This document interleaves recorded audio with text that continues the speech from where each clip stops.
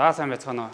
Hackateen тэмцээнд оролцож байгаа оролцогчд маань доор ирсэн байна. SKYtel багийг төлөөлж ментороор Г.Амарчингүн миний бие сонгогдсон. За багийнхаа гишүүдээ танилцуулж өнөөдөр багийнхаа нэрийг шийдцгээе. За доошо бууцгаая. За өнөөдөр ингээд Hackateen тэмцээнийхээ оролцогчдыг SKYtel компани дээр өгтөж авцгаая. За сайн байцгаана уу. За. За наашаа ороод байгаа. Би энэ талд зогсож.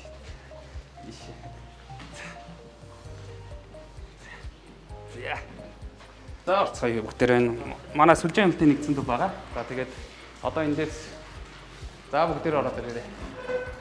Манай оффис тэгээд нийтдээ бол 2 ийм барилгатай 600 ажилтнтай. Энэ бол одоо нөгөө манай офисын хамгийн гол зүрх нь байгаа.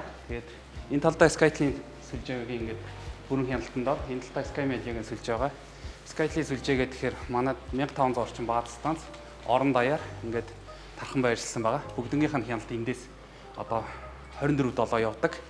Энэ талд бол SKYtel-ийн сүлжээний хяналт явж байгаа. 160 орчим сууг. За гадны бол одоо 100 цуг. Дотоодын 60 суугийг ингээд тасралтгүй бас 24 цаг хянаад явж байдаг. Дээрээс нь интернетийн урсгал юмнууд харагдаж байгаа.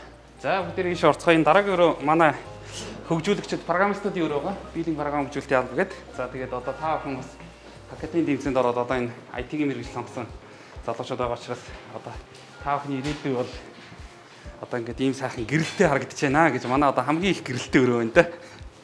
Энд бол одоо ингээд програмчдууд суугаад хөгжүүлэлтээ хийгээд ингээд байж байгаа. Ийм өрөө маань байгаамаа.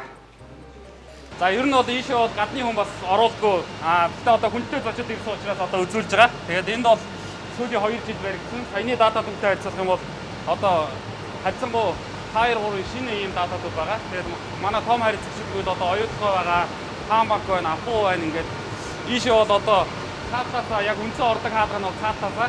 Энэ бол бид арын хаалгаар нь ороод ирчихтэй. Тэгээд одоо ийшээ ингээд явах юм бол бүр хамгаалсан дотор байгаа. Бид нар ч гэсэн зарим хэсэг рүү нь бол нэвтрэх хэрэг байхгүй.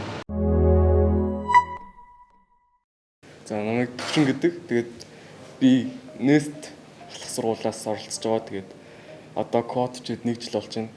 Тэмрэл програмчлалын гэдэг. Би Монголын улс сургуулиас оролцож байгаа. Тэгээд кодчид 3 жил болж байна. За намайг Ярон цэцэг гэдэг. Нэст ахлах сургуульд сурдаг. Тэгээд кодчид 2 жил гар болж байна. За одоо тэгээд бүх оролцогчтой амжилт хүсье. Тэгээ бүгдээрээ одоо ингэ танилцаад одоо та хүн ч одоо нэг үеийн ингээд залуучууд болж байгаа шүү дээ. Нэг тэмцээнд ингээ оролцоод одоо энэ тэмцээнд бол миний бодлоор бол одоо ялсан ялагдах нь чухал биш. Ингээд бие бинийгаа таньдаг болоод ингээл хамтдаа одоо ингээл цаашд ингээл магадгүй их сургуульд ороод 4 жил бие бинийгаа таних байж магадгүй. Тэгэл нэг 5-6 жилийн дараа ажлын байран дээр гараад би энтиг ахаал таардаг. Тэгэл ингээл амьдрал чинь ерөөсөө хүний нас чинь хурдан удаа явна гэж байхгүй учраас ингээд нэг үе гэдэг чинь ингээл ер нь нөгөө нэг ангийн найзууд гэдэг шиг ингээл хамтдаа явах нь байна. Тэгэхээр энэ ингээд олимпиадад бүгдээрээ нэг баг болоод оролцож байгаа учраас бие биендээ бас мэддэг одоо чаддаг юмнасаа сайхан хуваалцаад тийм ээ. Туршлагаа одоо солилцоод ингээ явах нь бол миний бодлоор бол хамгийн зөв бахаа гэж бодож байна.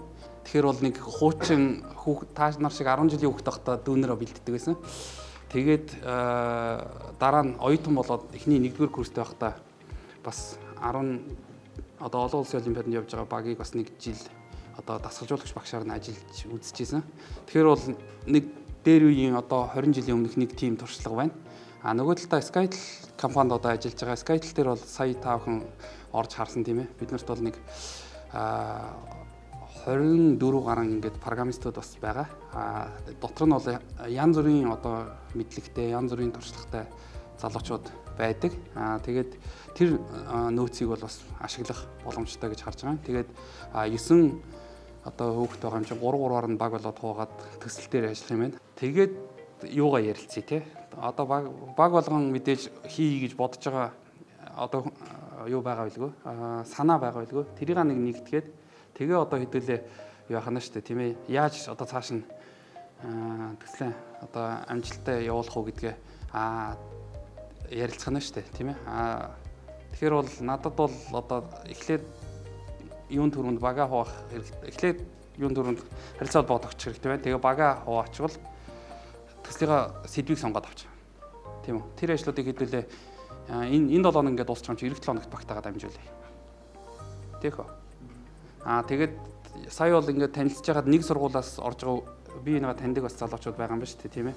Тэгээ бодвол эсвэл та санал яаж яана бүр танихгүй хүмүүстэй баг болмоор байна уу? Эсвэл таньдгаараа баг болсон илүү ойрхон байна уу?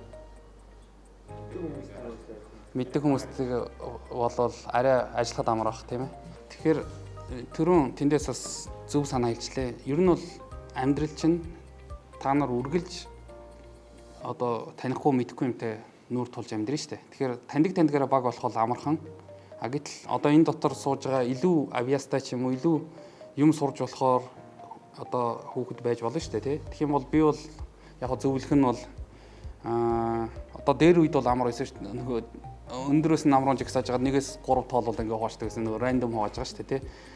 Гэхээс илүү түрүүн бас тэндээс хэлж байгаа туршлагатай хүүхдүүд байгаа, туршлагагүй хүүхдүүд байгаа. Тэгэхээр түвшинд ингэж харгалзаж байгаад хуваавал бас нэг сайн хуваалт болж магадгүй. Багууд нь жигд хуваагдана гэсэн үг байхгүй юу? 3 баг маань. Тэрнээс биш одоо тактикээр нэг сайн баг, нэг дундаж баг, нэг таараа баг гэж хуваавал бас тэр чинь айгүй шудраг ус болно шүү дээ, тийм ээ. Гэж бодож байна.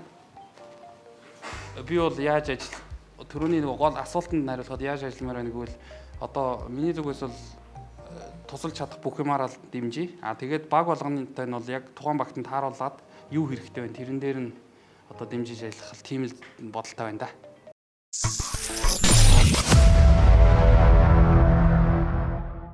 За нэрэн дээр санаа хэлэх хүмүүс байна.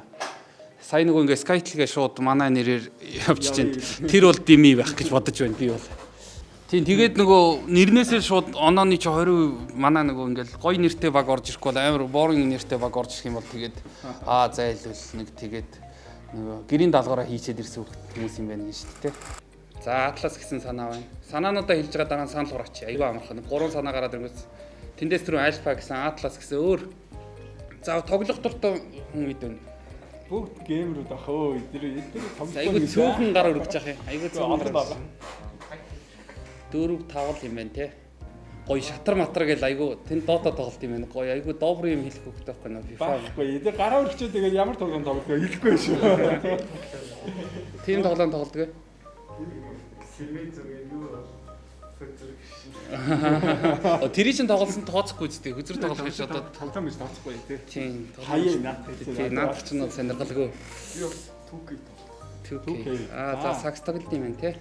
Сакс төд өнгө тоглож байна за. За болж байна. Ямар Empire? EO. Тайлбарлал.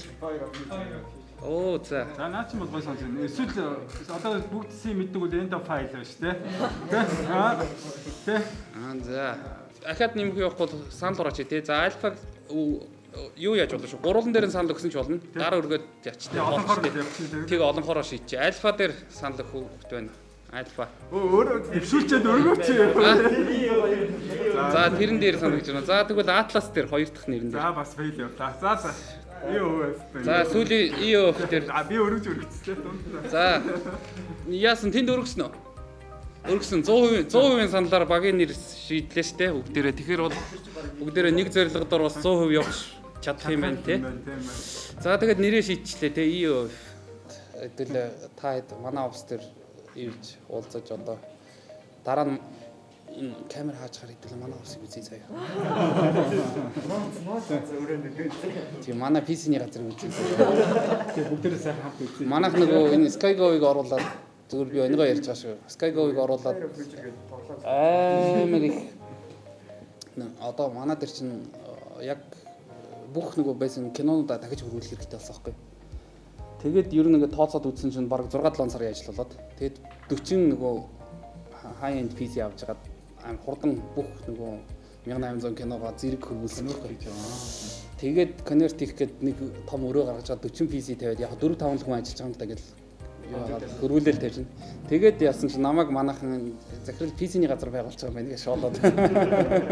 Мэдээж тэр PC-ний ч одоо байж л байгаа. За өнөөдөр ингээд EOF буюу Empire of the Future багийг сонгож ирсэн залуучуудаа бүгдээрэнд баярлалаа. За тэгээд одоо ингээд сар гарны хугацаанд хэдүүлээ амжилттай бэлтгэл тэмцээндээ одоо амжилттай оролцохын төлөө за одоо ирчтэй эхэлж штэ. За тэгээд хоёр үрийг бүгдээр нь